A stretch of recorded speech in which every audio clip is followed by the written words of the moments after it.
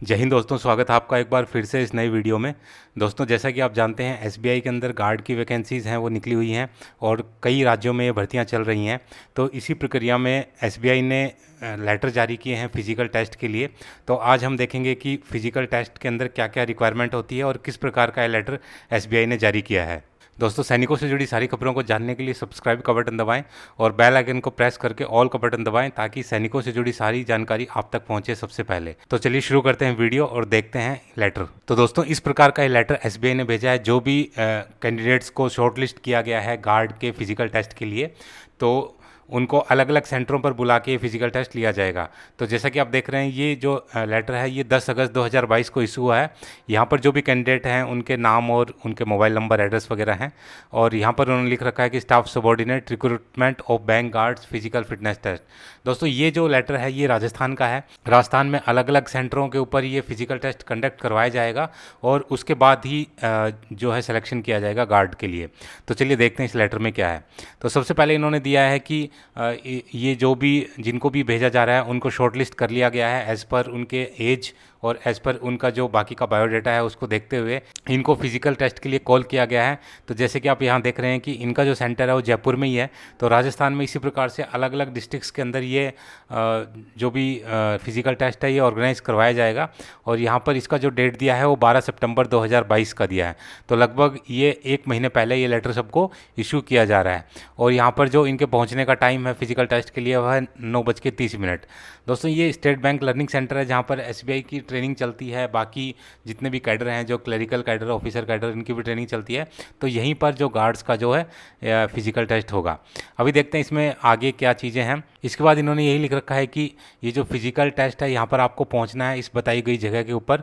और ये जो लेटर है जो भी आपको भेजा गया है डाक के द्वारा, इसके साथ आपको वहाँ पर पहुँचना है। और साथ में जो आपको बायोडेटा है वो आपको भरना है। तो इन्होंने बायोडेटा का फॉर्मेट नीचे दिया हुआ है इसी लेटर के नीचे।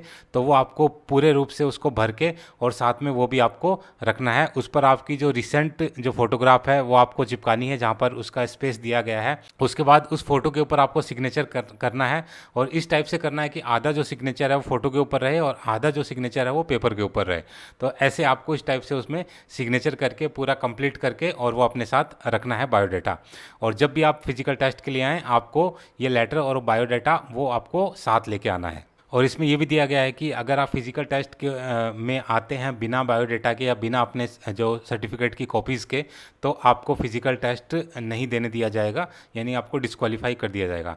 तो सभी को ये जो लेटर है प्लस बायोडाटा प्लस अपने सर्टिफिकेट हैं वो अपने साथ लेके उनको आने हैं। दोस्तों, अभी हम देखते हैं कि वो कौन कौन सी चीज़ें हैं जो वहाँ पर चेक की जाएंगी। तो सबसे पहले proof of date of birth. तो यहाँ पर आपकी डेट ऑफ बर्थ का प्रूफ मांगा जाएगा। तो इसके लिए आपका जो स्कूल लिविंग सर्टिफिकेट है। इसके बाद दूसरा है कि जो भी आपकी एजुकेशनल क्वालिफिकेशन है उनका जो आपके पास सर्टिफिकेट आपके होने चाहिए, तो वो सारे भी यहाँ पर चेक किए जाएंगे। Military discharge book and pension payment order PPO. तो आपकी जो डिस्चार्ज बुक है प्लस आपका जो पीपीओ है वो भी आपके साथ होने चाहिए। आपके साथ ओरिजिनल भी होने चाहिए प्लस उसकी फ़ोटोकॉपी भी होनी चाहिए। इसके अलावा अगर आपके पास कोई एक्स्ट्रा करिकुलर एक्टिविटीज़, कोई आपने अन्य एक्स्ट्रा काम किया है या आपके अंदर आपने कोई स्पोर्ट्स में कुछ अचीवमेंट किया है या आपका जो प्रीवियस वर्क है उसका अगर आपको एक्सपीरियंस है, अगर आर्मी से छोड़ने के बाद आपने कोई दूसरी नौकरी की है और उसका अगर आपके पास एक्सपीरियंस सर्टिफिकेट है तो वो आपको लेके आना है। अगर नहीं है तो कोई बात नहीं, लेकिन अगर है तो आपको वो भी साथ में लेके आना है।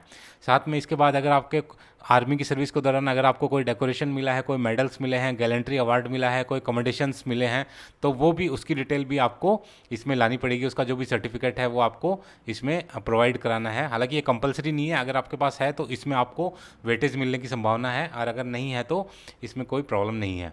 इसके अलावा आपको जो आई कार्ड इशू हुआ है जो अपना जो जिला सैनिक बोर्ड से, वो आपको लेके आना है। इसके अलावा मेडिकल सर्टिफिकेट आपको लेके आना है किसी भी मेडिकल अथॉरिटी से, उसके लेटर हेड पे उसकी स्टैंप के साथ और उसके रजिस्ट्रेशन नंबर के साथ। वो आपको उस लेटर हेड पे ये लिखवा के लाना है कि आप कोई किसी भी प्रकार के फिजिकल फिटनेस टेस्ट के लिए एकदम फिट हैं और आपको किसी प्रकार की कोई प्रॉब्लम नहीं है। इसके अलावा आपको एक अंडरटेकिंग लेके आना है जो इसी में नीचे दिया गया है, उसको हम बाद में देखेंगे, एनेक्सर ई, वो भी आपको भर के लाना है आपके बायोडाटा के साथ। इसके बाद अगर आप SC/ST कैंडिडेट हैं तो आपको कास्ट सर्टिफिकेट, जो भी कॉम्पिटेंट अथॉरिटी है उसका कास्ट सर्टिफिकेट आपको लेके आना पड़ेगा। अगर आप OBC कैंडिडेट हैं तो OBC जो भी सर्टिफिकेट है वो आपको प्रोवाइड करना पड़ेगा। प्रिस्क्राइब्ड फॉर्मेट है गवर्नमेंट ऑफ इंडिया का, उसी के द्वारा आपको कॉम्पिटेंट अथॉरिटी से इंटरव्यू की डेट से पहले पहले वो आपको जो अपना ओबीसी सर्टिफिकेट है वो आपको देना पड़ेगा। और इसमें वो लिखा होना चाहिए कि आप किसी भी जो क्रीमी लेयर है उससे आप संबंध नहीं रखते हैं। और साथ में आपको खुद भी एक डिक्लेरेशन देना पड़ेगा as per order of government of India कि अगर आप क्रीमी लेयर से बिलोंग नहीं करते हैं और आपको जो ओबीसी कैटेगरी है उसका रिजर्वेशन आपको दिया जाए। अगर आप पहले से किसी दूसरे जॉब में काम कर रहे हैं अगर आप, तो आपको अपने जो एम्प्लॉयर है उसका नो ऑब्जेक्शन सर्टिफिकेट आपको ला के देना होगा। और अगर आप उस केस में अगर आप सेलेक्ट होते हैं तो आपको जब भी सिलेक्शन के लिए बुलाया जाएगा तो आपको उस पुरानी जॉब का डिस्चार्ज सर्टिफिकेट आपको ला के देना होगा बैंक के अंदर, तभी आपको नया अपॉइंटमेंट मिल पाएगा। दोस्तों इसमें आगे दे रखा है कि जो भी आउट स्टेशन कैंडिडेट हैं, जैसे कि आप दूसरे डिस्ट्रिक्ट से आ रहे हैं, अगर आप SC ST कैटेगरी के कैंडिडेट हैं तो आपको सेकंड क्लास रेलवे और बस का जो किराया है वो जो उनमें से जो भी, या तो आप सेकंड क्लास रेलवे का या बस का, उनमें से जो भी कम होगा वो आप क्लेम कर सकते हैं लेकिन उसके लिए आपको जो ट्रेवलिंग के जो टिकट्स हैं या बस की टिकट या ट्रेन की टिकट वो आपको इसमें प्रोवाइड करानी होंगी। दोस्तों इसके बाद इसमें दे रखा है कि जो फिजिकल टेस्ट है वो किस टाइप का से होगा, और इसमें ये भी दे रखा है कि जो भी आप फिजिकल टेस्ट दोगे ये आपकी ऑन रिस्क और आपकी रिस्पॉन्सिबिलिटी के ऊपर होगा। इसके लिए ही वो एनेक्सर ई इसमें नीचे भरवाते हैं, जिसका डिटेल हम आगे समझेंगे। और जो बेसिक जो चीज़ें हैं, जो डिस्क्रिप्शन है फिजिकल फिटनेस टेस्ट का, वो इस प्रकार से है कि आपकी 5 मीटर शटल होगी पर मिनट, पुशअप होगी 1 मिनट, जो आपकी सिटअप हैं वो होंगी पर मिनट, और आपका ड्रिल टेस्ट एंड टर्नआउट। तो दोस्तों जो बैंक की जो सिलेक्शन प्रोसेस है उसमें जो भी फिजिकल टेस्ट है वो टाइम के ऊपर चेंज होता रहा है, डिपेंड करता है जो बैंक का टॉप मैनेजमेंट है और जो बैंक का जो सिक्योरिटी ऑफिसर है जो कि सर्किल में बैठता है, तो वो भी टाइम की रिक्वायरमेंट के हिसाब से वो जो टेस्ट के अंदर बदलाव कर सकता है। ये बैंक के ऊपर डिपेंड करता है कि वो किस टाइप से फिजिकल टेस्ट को ऑर्गेनाइज करता है, क्योंकि पहले के टाइम में फिजिकल टेस्ट में खाली स्लो साइकिलिंग करवाई जाती थी, थोड़ी दूर पर दौड़ाया जाता, लेकिन अभी जैसे जैसे टाइम चेंज हो रहा है तो उसके साथ ही अपनी जो सिलेक्शन प्रोसेस है उसको भी चेंज कर रहे हैं। तो जिसमें शटल का आप प्रैक्टिस कर सकते हैं, पुशअप का आप प्रैक्टिस कर सकते हैं। वैसे तो इसमें 1 मिनट ही लिखा है, लेकिन इसमें क्लियर नहीं है कि वो पर मिनट कितना मांगते हैं या 1 मिनट करवाते हैं या कैसे करवाते हैं। इसके अलावा जो सिटअप है वो सभी, तो ये जो जितनी भी चीज़ें हैं आमतौर पर जो भी सर्विंग पर्सनल हैं वो सभी इन चीज़ों को करते हैं। साथ में आपको ध्यान रखना है ड्रिल टेस्ट एंड टर्नआउट का, तो वहाँ पर जो भी आप अपना जो सिविल ड्रेस पहन के जाएं उनका जो आपका टर्नआउट है वो सही होना चाहिए। अच्छा, जो पीटी टेस्ट होगा उसमें आपका जो फिजिकल टेस्ट होगा उसमें जो अपने निकर होगा पीटी शॉर्ट्स, इसके अलावा बनियान होगी, कैनवस शूज़ होंगे या पीटी शूज़ जो भी है वो हो सकता है। और नॉर्मली कोशिश कीजिए कि वाइट ही कलर के हों, वैसे इसमें लिख नहीं रखा है कि किस कलर के वो होंगे। दोस्तों इसमें आगे दे रखा है कि आपने कोई भी इन्फॉर्मेशन बैंक को प्रोवाइड की है फिजिकल टेस्ट के दौरान या उसके बाद में जो आपका डॉक्यूमेंटेशन होगा या जो भी इंटरव्यू होगा उसके दौरान, जो भी आप अगर इसमें कोई भी ऐसी फॉल्स इन्फॉर्मेशन अगर प्रोवाइड कराते हैं, जो भी गलत इन्फॉर्मेशन अगर प्रोवाइड कराते हैं, तो बैंक को ये अधिकार रहेगा कि वो आपका जो सिलेक्शन है उसको रद्द कर सकता है या उसको टर्मिनेट कर सकता है। दोस्तों और इसमें लास्ट पॉइंट ये दे रखा है कि ये जो कॉल लेटर है ये कोई ऑफ़र लेटर नहीं है या कोई अपॉइंटमेंट लेटर नहीं है, ये सिर्फ आपको एक फ़िज़िकल जो फिटनेस टेस्ट है उसके लिए कॉल है। और अगर आप आगे के टेस्टों में अगर ठीक प्रकार से उसमें परफॉर्म करके या आपके बाकी चीज़ें सही होंगी और आपका सिलेक्शन होगा, तभी आपको जो कि फाइनल अपॉइंटमेंट दिया जाएगा। तो यहाँ पर ये लेटर ख़त्म है, ये चीफ मैनेजर HR का लेटर है। इसके बाद जो आपने दे रखा है जो बायोडेटा वो इस टाइप से, जहाँ पर ये फोटोग्राफ लिखा है यहाँ पर आपको अपनी फ़ोटो लगाना है। इसके अलावा नेम इन फुल जो आपका नाम है डिस्चार्ज बुक में PPO में सेम आपको लिखना है। इसके अलावा X rank and army number, पहले आपको रैंक लिखनी है अगर आप हवलदार हैं या नायक हैं जो भी हैं, उसके बाद आपको अपना आर्मी नंबर लिखना है।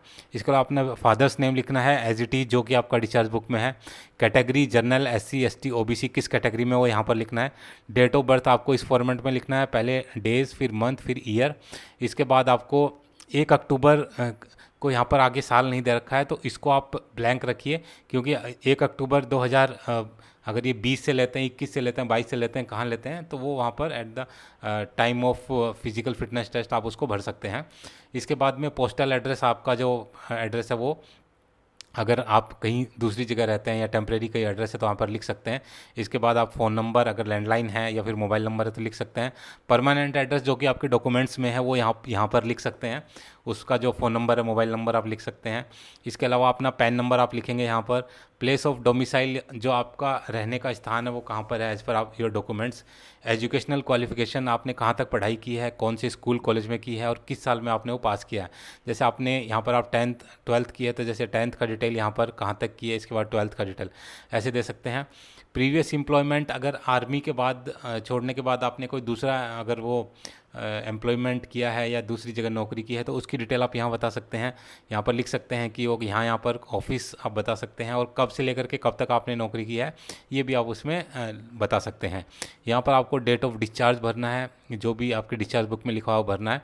और आपने फ़ौज के अंदर कितनी सर्विस की है वो यहाँ पर लिखना है आपको कि भाई मैंने इतने साल, इतने महीने और इतने दिन फ़ौज की सर्विस की है। दोस्तों ये जो अंडरटेकिंग है जिसकी हम बात कर रहे थे एनेक्सर ई का, तो यह इसमें बैंक ये लिखवाता है कि जो भी मेरा फिज़िकल टेस्ट मैं देने जा रहा हूँ और यह मेरी रिस्क पे है, और अगर इसमें अगर कुछ भी मेरे को हार्म होता है, कुछ भी इंजरी होती है इंक्लूडिंग डेथ, तो क्या है कि मैं खुद ही उसका जिम्मेवार रहूँगा। तो दोस्तों एक रूटीन है, ये सभी जो भी सिलेक्शन कराने वाले जो भी ऑर्गेनाइजेशन होती हैं, जो भी वो सभी इसको लिखवाते हैं। और इस टाइप से आप इसको लिखकर जो अपने बायोडाटा है और ये एनेक्सर ई है यहाँ पर आप साइन करेंगे, प्लेस और डेट डालेंगे, और ये उस टाइम के ऊपर आप जो भी अथॉरिटी होती है आपको फिजिकल टेस्ट लेने वाली, तो उसको आप इसको प्रोवाइड करा सकते हैं। तो दोस्तों ये था पूरा लेटर। उम्मीद है कि ये आपको समझ में आया होगा, और जिन जिन लोगों को ये लेटर मिला है उनको बहुत बहुत शुभकामनाएं। जो बैंक गार्ड का जॉब है काफ़ी बढ़िया जॉब है, अच्छी सैलरी है, और दूसरा कि इसमें प्रमोशन के भी चांसेस हैं काफ़ी अच्छे हैं। आप 5 साल की सर्विस के बाद आप क्लर्क के अंदर रिमस्ट हो सकते हैं। और बहुत सारे लोग जो नहीं भी होते हैं तो उनकी भी बाकी जो जो फैसिलिटीज़ मिलती हैं बैंक स्टाफ को, चाहे वो क्लर्क हो चाहे वो मैनेजर हो कोई भी हो, तो उसको जो फैसिलिटी हैं सेम गार्ड को फैसिलिटी मिलती हैं।